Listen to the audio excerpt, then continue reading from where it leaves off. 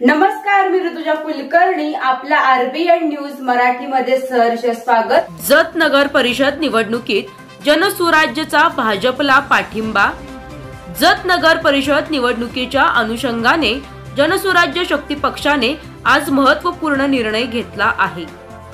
जत नगर परिषद निवडणुकीत भारतीय जनता पक्षाचे नगराध्यक्ष पदाचे उमेदवार डॉक्टर रवींद्र आरळी तसेच संपूर्ण भारतीय जनता पक्षाच्या पॅनलला अधिकृत पाठिंबा देण्याची घोषणा जनसुराज्य शक्ती पक्षाचे जत तालुका अध्यक्ष बसवराज चिदानंद पाटील यांनी केली आहे.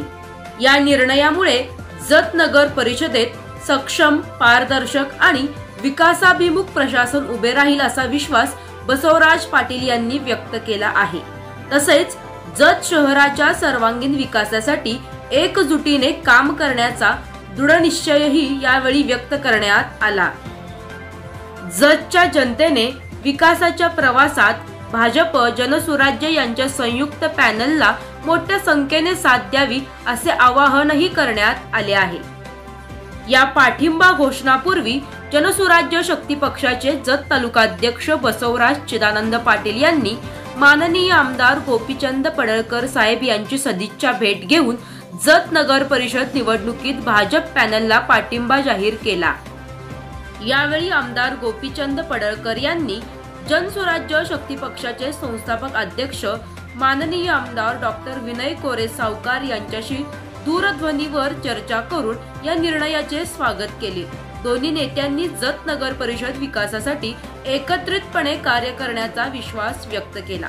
यावेळी सरदार पाटील, सुनील पवार, डॉक्टर सार्थक हिट्टी, रवींद्र शेगावे, चंद्रकांत गुड्डोडगी, सौ श्रुती हिट्टी यांच्यासह भाजपा जनसुराज्य पदाधिकारी उपस्थित होते.